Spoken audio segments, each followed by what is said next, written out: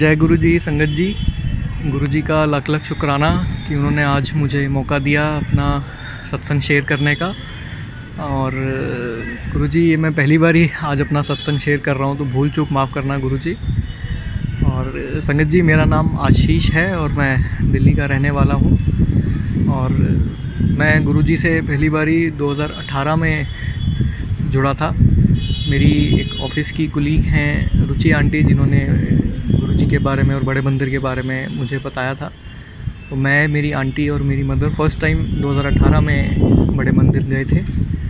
और वैसे तो इन 2 साल में बहुत सारे सत्संग हैं जो मैं शेयर कर सकता हूँ कि गुरु जी की बहुत ब्लेसिंग्स रही हैं, गुरु जी का आशीर्वाद रहा है। तो बट मैं आज एक सत्संग अपनी हेल्थ से रिलेटेड एक सत्संग शेयर करना चाहूँगा। संगत जी, गुरु जी से जुड़ने से पहले मुझे IBS प्रॉब्लम, जिसे इरिटेबल बोल सिंड्रोम कहते हैं, थी।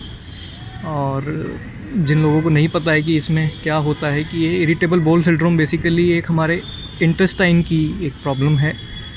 और इसमें बेसिकली आप कुछ भी खाते हैं या पीते हैं तो आपको वो प्रॉपर्ली डाइजेस्ट नहीं होता है, और आपके स्टमक में हमेशा एक एसिडिटी, ब्लोटिंग, हैवीनेस और मतलब अनकंफर्टेबल आप हमेशा फील करते हैं। अगर आप किसी भी काम पे अगर आप हैं, या फिर इवन रात को सोने में भी काफ़ी प्रॉब्लम होती थी, कंसंट्रेट करने में प्रॉब्लम होती थी, मतलब हमेशा आपको एक अनकंफर्टेबल और फील होता था कि भाई, तो आप ना काम की तरफ ध्यान दे पाते हैं ना फैमिली की तरफ। तो बहुत प्रॉब्लम थी, इनफैक्ट मतलब कुछ भी ठीक से नहीं हो पा रहा था। तो हमने जब बड़े मंदिर जाना शुरू किया तो वहाँ पर हम लोग कभी 10 दिन में, कभी वीकली, कभी 15 दिन में जाते थे। तो हर बार जा कर के चाय प्रसाद और लंगर प्रसाद ग्रहण करते थे।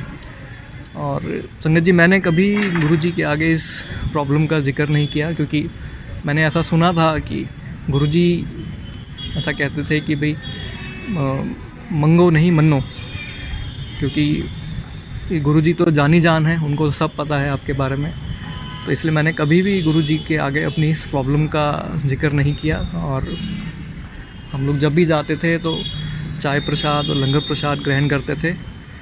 और संगत जी, यकीन मानिए कि इस प्रॉब्लम में मतलब कई चीज़ें ऐसी होती हैं जो आपको परहेज़ करनी होती हैं, और इसका कोई परमानेंट कोई ऐसा ट्रीटमेंट नहीं है। इवन डॉक्टर से भी मैंने कई जगह कंसल्ट किया, और तो इसमें बस खाने पीने का परहेज आपको करना होता है, और मेडिसिन से भी इसका कोई परमानेंट क्योर नहीं है, सिर्फ टेम्परेरी क्योर होता है, बट इसका कोई परमानेंट कहीं पे भी कोई इलाज नहीं है। तो इस वजह से काफ़ी परेशान था। और बड़े मंदिर में जैसे जब हम लंगर प्रसाद करते थे तो उसमें भी कई चीज़ें ऐसी होती थी जो कि मतलब ऐसा बोला गया था मुझे कि ये सब चीज़ें नहीं खानी है। तो बट मैंने कभी भी इस चीज़ के बारे में सोचा नहीं।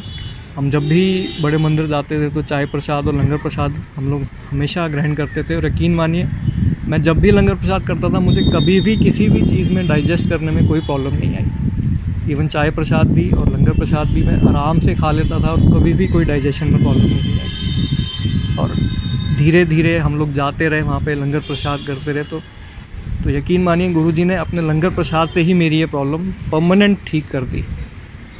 आज का दिन है कि मैं सब खा लेता हूँ, कोई मेडिसिन नहीं है मेरी, कोई इसका कोई परहेज नहीं कर रहा हूँ मैं खाने पीने में, हर चीज़ मैं खा लेता हूँ।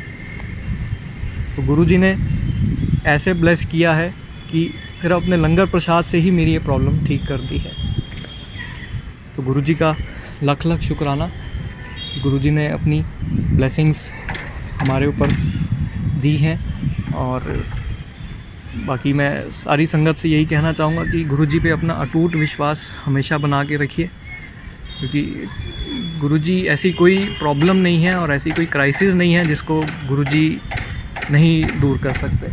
बस आपका अटूट विश्वास गुरु जी पे होना ज़रूरी है।